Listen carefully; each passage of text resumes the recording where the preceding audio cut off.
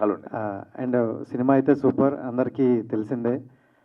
చాలా బాగుంది. అంటే డిఫరెంట్ రోల్ చేయరా అన్నారు. దీంతో డిఫరెంట్ రోల్ చూపించారు. అండ్ మా పాయింట్ ఏంటంటే, అంటే దానికి ఒక 1 వీక్ ముందు ఒక సినిమా వచ్చింది, సో లక్కీ భాస్కర్. కొంచెం ఆ బ్యాక్గ్రాఫ్లో ఉండడం వల్ల దీనికి కొంచెం కలెక్షన్ తగ్గింది అని అనుకోవచ్చా? దానికన్నా ముందు రిలీజ్ అయితే ఇంకా కొంచెం బాగుందేమో అని అనిపించింది. ఆనెస్ట్గా చెప్పాలంటే, అంటే నీకు ఉన్నట్టు చెప్తా.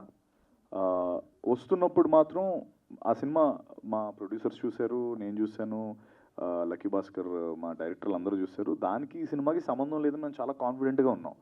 కానీ చూసిన తర్వాత చాలామంది అన్నది ఏంటంటే, ఇది కానీ లక్కీ భాస్కర్ అంటే ముందు వచ్చుంటే ఇంకా బాగుండుండేదనే మాట అయితే నేను చాలాసార్లు విన్నాను.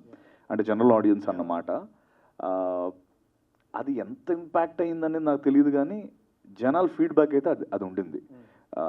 ముందు వచ్చేయాల్సిందేమో అని.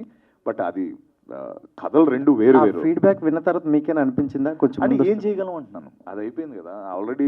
సినిమా November 22 రిలీజ్ అయిపోయిన తర్వాత 23 చెప్తారు. ఇప్పుడు నేను సినిమా ఆపలేను కదా. సో అది ఓకే ఫైన్, వచ్చుంటే బాగుండేది అన్నది ఎప్పుడైనా ఉంటుంది కదా. అన్నీ ఇప్పుడు November 22 తర్వాత వచ్చినా కూడా అదే టాక్ ఉంటుంది. So it's okay, it's a feedback. Okay some time ఇప్పుడు మంది first of it's bank film అనుకున్నాము. అది లక్కీ భాస్కర్ ముందు వచ్చింది. సినిమా కథనం అంతా వేరు. Only hero. ఈ 2 సినిమాల్లో బ్యాంకర్ అదొకటే. అక్కడి వరకు కొంత సిమిలారిటీ ఉంది. But most of the entire film is totally different. మనది ఒక మాసీ కమర్షియల్ ఎంటర్టైనర్, అదొక చిన్న బయోపిక్ స్పేస్, ఒక స్పేస్లో ఉంటుంది. బయోపిక్ కాదులేండి, ఐ మీన్ వాట్ ఎవర్, ఒక అది డిఫరెంట్ స్పేస్.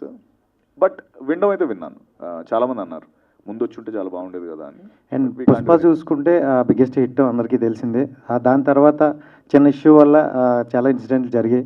అండ్ ఇండస్ట్రీ మొత్తం అల్లు అర్జున్ గారిని పరామర్శించడం జరుగుతుంది. సో మీరేమైనా కలవడం కానీ ఇలా ఏం జరిగిందా?